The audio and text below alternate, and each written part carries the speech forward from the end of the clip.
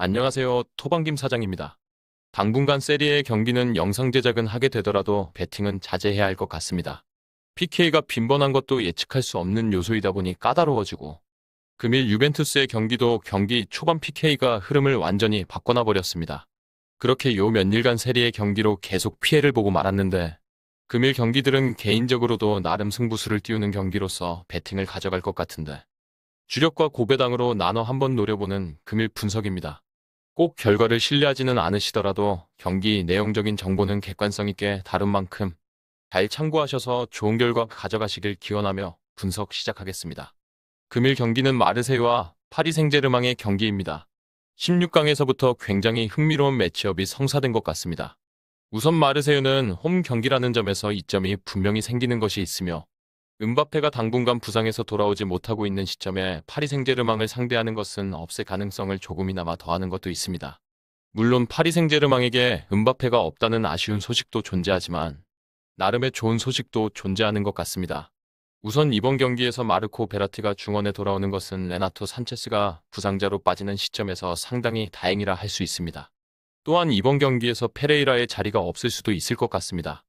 라모스가 부상에서 회복해서 이번 경기에 스타팅을 할 수 있을 것이라는 전망이 흘러나오고 있고 하키미, 마르키뇨스, 라모스 그리고 멘데스로 이어지는 포백라인은 확실히 견고해 보일 수 있는 것 같습니다. 다만 전방 빌드업에서 메시와 네이마르에게 부담이 많이 될 것으로 전망됩니다. 우선 네이마르도 사타구니 부상에서 돌아온 지 얼마 되지 않아 조심할 필요가 있는데 워낙 집중 견제가 들어가다 보니 많은 파울을 만들어낸다는 긍정적인 요소가 반대로 생각한다면 부상에 많이 노출되어 있는 선수라는 것은 무시할 수 없는 것 같습니다. 특히 마르세유가 최근 리그 홈 경기에서 2경기 부진했다고는 하나 파리 생제르맹 못지않는 득점력으로 23득 13실점의 준수한 성적을 기록하고 있고 이번 경기도 알렉시스 산체스를 필두로 하는 중앙 전개는 점유율을 밀리지 않을 수 있는 충분한 전력이라 볼 수는 있습니다. 다만 문제는 수비에 있는 이번 경기입니다.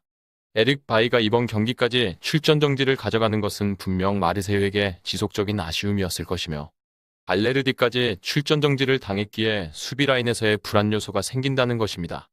그나마 은벤바와 지고의 수비는 나쁘지 않은데 하키미와 메시의 전진을 최종적으로 막아줘야 하는 측면에서의 콜라시나치의 수비가 걱정이 많이 되는 경기입니다.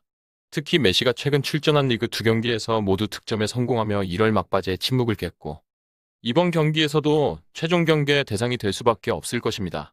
이번 시즌 리그에서는 벨라르디와 바이가 출전한 상황에 파리 생제르맹 원정에서 1대0의 석패를 기록했던 마르세유였고 당시는 음바페까지 있었던 상태에서 석패였다 보니 이번 홈 경기는 수비에서 문제가 드러나지 않는다는 전제 속에서는 꽤나 경쟁력 있는 모습을 기대하게 되는 것 같습니다.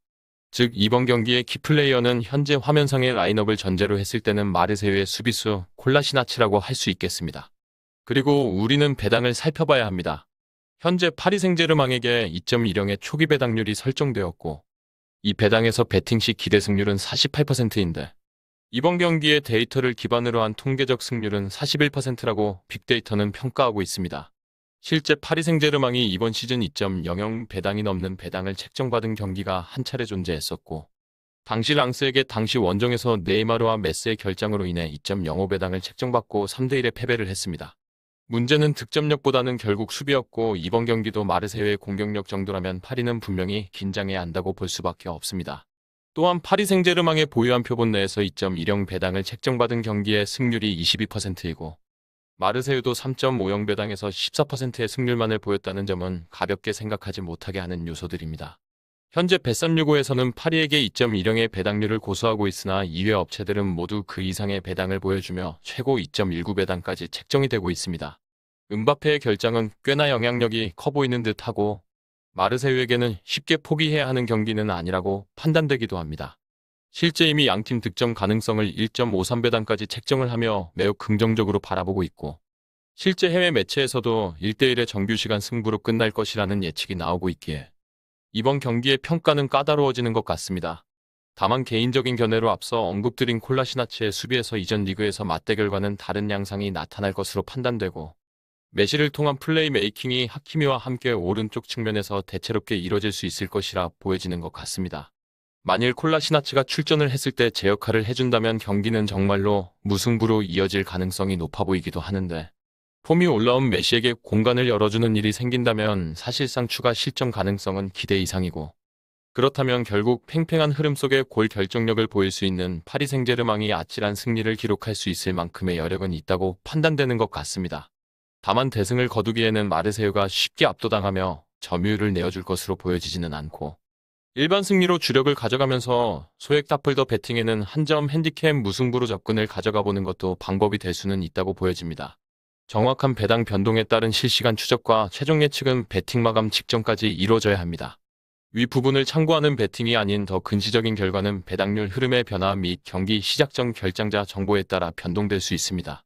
함께 배팅으로 더 효율적인 승률을 만들고자 만들어낸 채널입니다. 모든 경기를 영상에 담아내기에 한계가 있습니다. 이외 다른 경기들의 정보와 결과 예측 및 더 많은 도움이 필요하시다면 분석방으로 언제든지 연락주세요.